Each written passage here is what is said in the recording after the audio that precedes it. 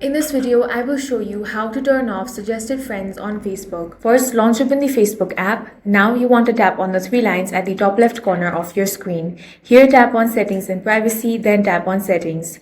Now head over to Account Center. Here, tap on Your Information and Permissions, then tap on the option of Upload Contacts. Go ahead and select your Facebook account.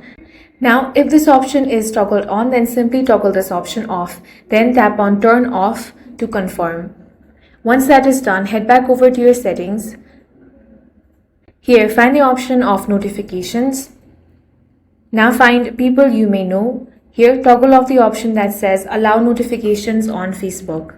Then go ahead and tap on the Turn Off option to confirm. Keep in mind that Facebook does not currently provide an option to completely disable People You May Know suggestions. However, managing these settings can reduce it. That's all for this video. If you found it useful, make sure to hit the like button and subscribe for more videos like this.